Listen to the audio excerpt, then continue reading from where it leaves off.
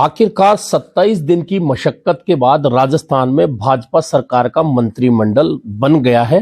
मंत्रिमंडल में 12 कैबिनेट मंत्री बनाए गए हैं, 5 राज्य मंत्री स्वतंत्र प्रभार बनाए गए हैं और 5 राज्य मंत्री बनाए गए हैं। कुल मिलाकर 22 मंत्रियों ने आज राजस्थान राजभवन में शपथ ली है।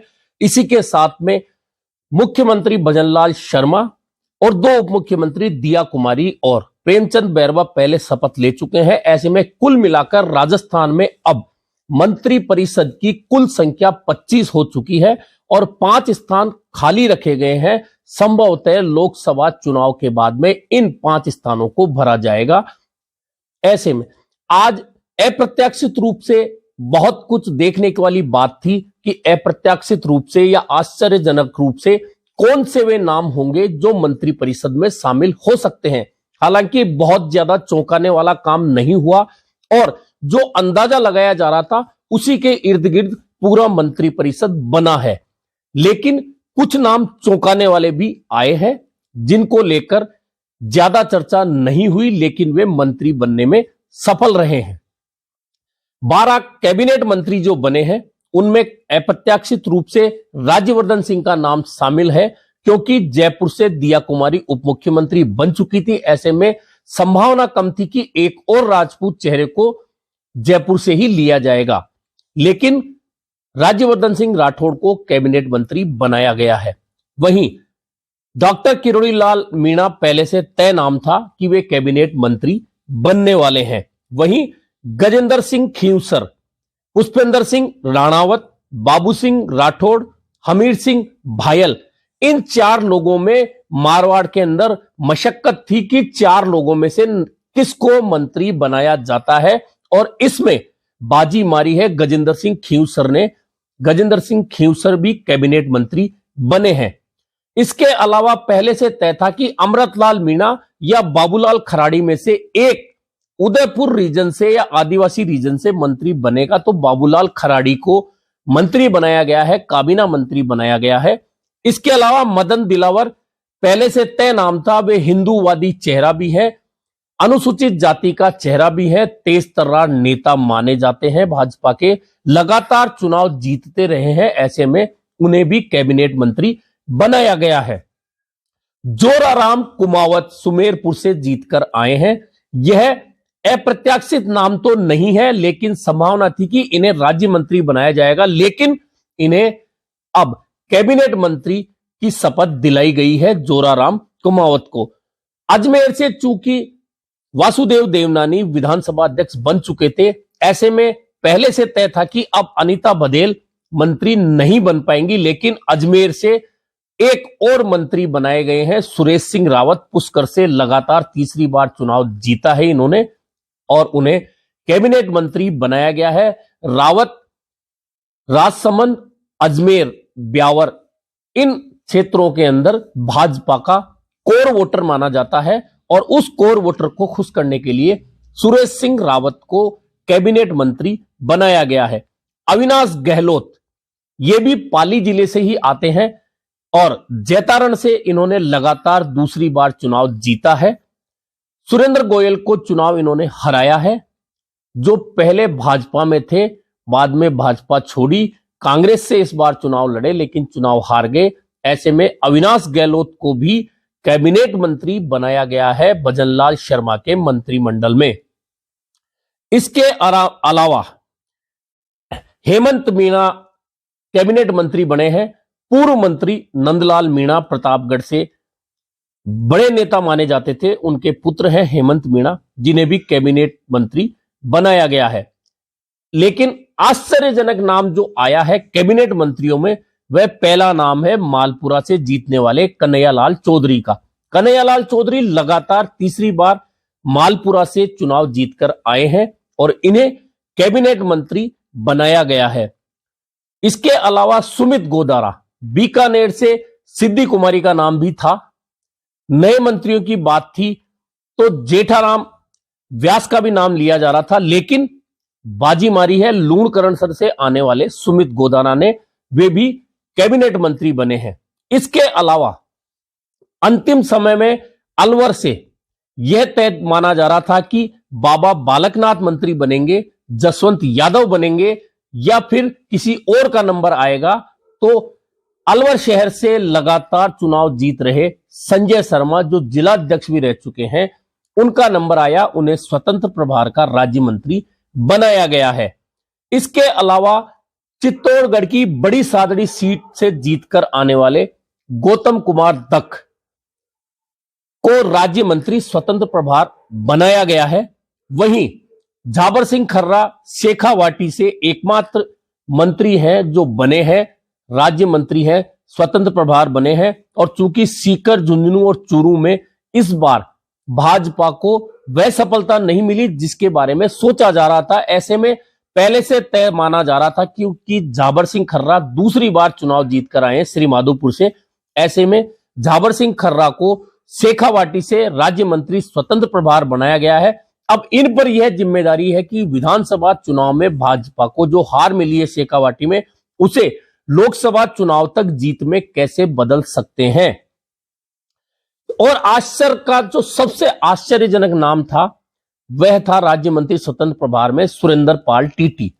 करणपुर से ये भाजपा के उम्मीदवार हैं। करणपुर में 5 जनवरी को मतदान होना है क्योंकि कांग्रेस के गुरमीत सिंह कुन्नर का निधन होने से उस सीट पर 200 सीटों के साथ चुनाव नहीं हो पाया, 199 पे हुआ था। वहां सुरेंद्र पाल टीटी भाजपा के उम्मीदवार हैं। उन्हें सुबह अचानक करणपुर से जयपुर बुलाया गया, भाजपा कार्यालय गए, वहां बातचीत हुई और इन्हें मंत्री पद, राज्य मंत्री स्वतंत्र प्रभार की शपथ दिला दी गई। ये पहले भी वसुंधरा राजे मंत्रिमंडल में सदस्य रह चुके हैं।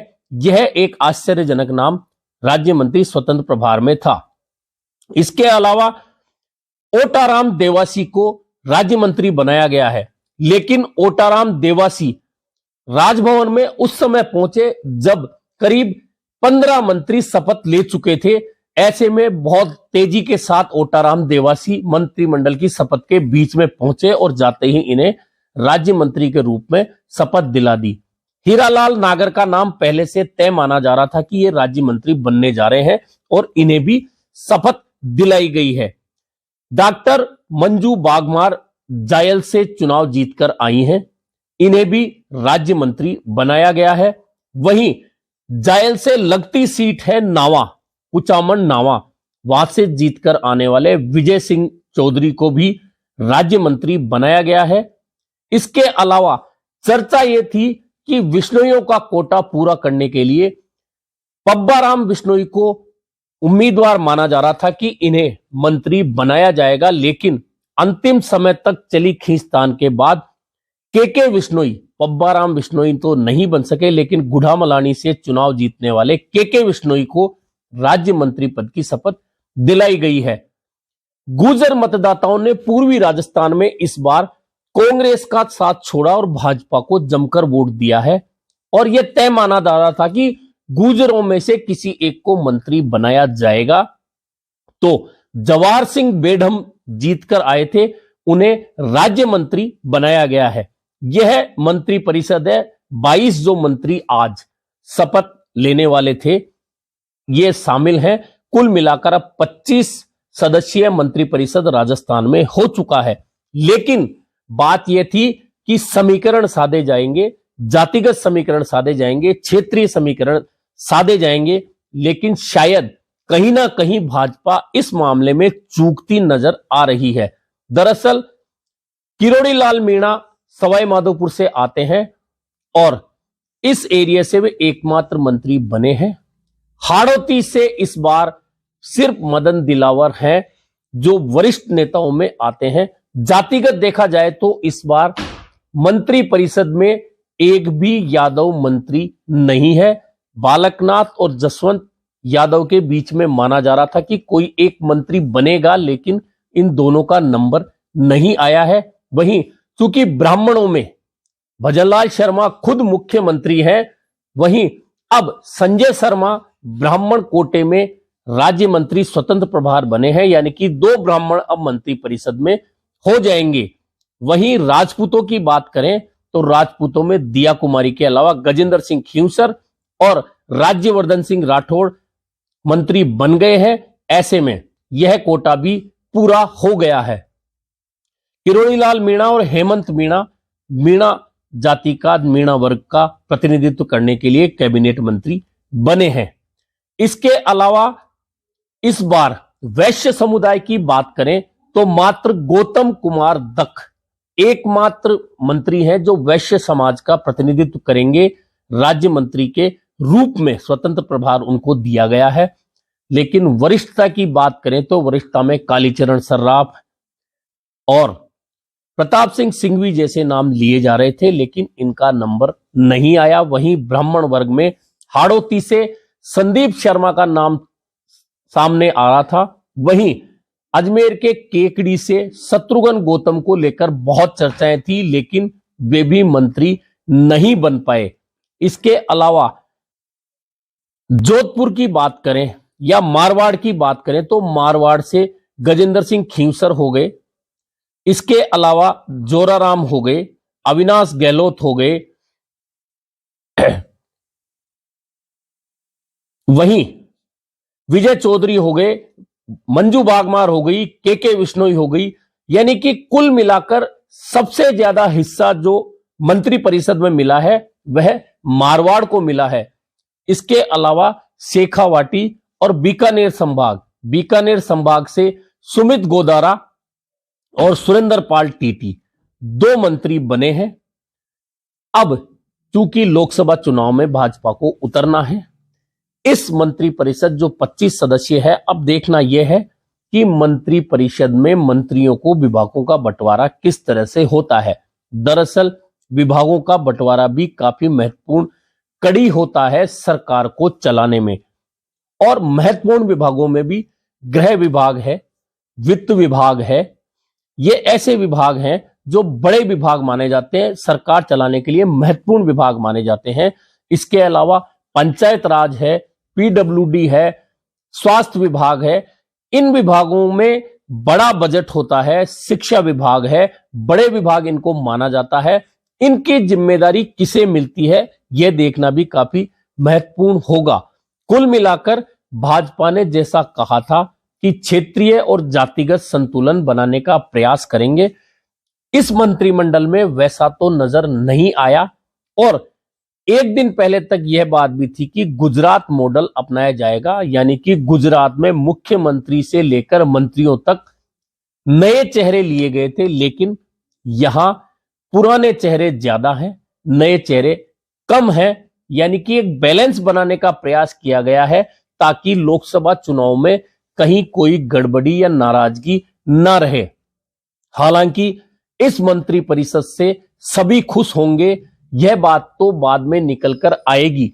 लेकिन कहा यह जा रहा था कि शायद चुनाव हारने वाले या गैर विधायक को भी मंत्री बनाया जा सकता है। राजेंद्र राठौड़ का नाम आ रहा था, सतीश पूनिया का नाम आ रहा था, लेकिन राजेंद्र राठौड़ ने सुबह ही यह क्लियर कर दिया था कि मैं चुनाव हार गया हूं, मैंने हार स्वीकार कर ली है और मंत्री परिषद में मेरा हक नहीं बनता। यह उन्होंने अपनी भावना व्यक्त कर दी और इस भावना का आदर किया भाजपा ने और उन्हें मंत्री नहीं बनाया और उन्हें सूचना दे दी गई होगी। लेकिन यह तय है कि राजेंद्र राठौड़ की भूमिका चुनाव हारने के बावजूद अभी तक महत्वपूर्ण रूप से बनी हुई है और बनी हुई ऐसे है कि मंत्री परिषद बनी है, उसके अंदर उनकी राय ली गई है। हालांकि अंतिम फैसला तो इस भाजपा सरकार में सारी बातों का, चेहरों का, पदों का कंप्लीटली दिल्ली से ही होने वाला है। दिल्ली जो कहेगी वैसे ही होगा।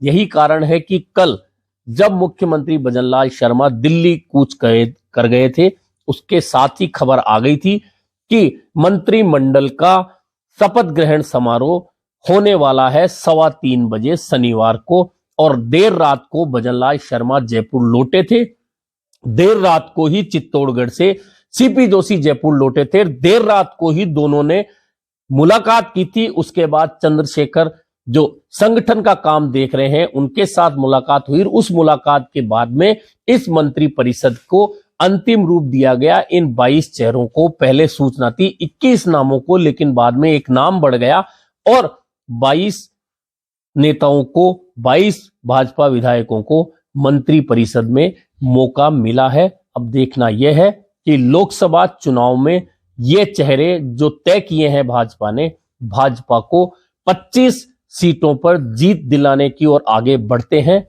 या फिर स्कोर कहीं कुछ गड़बड़ाता है, यह देखना भी महत्वपूर्ण होगा। आज के लिए बस इतना ही। कल मिलेंगे एक नई समीक्षा के साथ।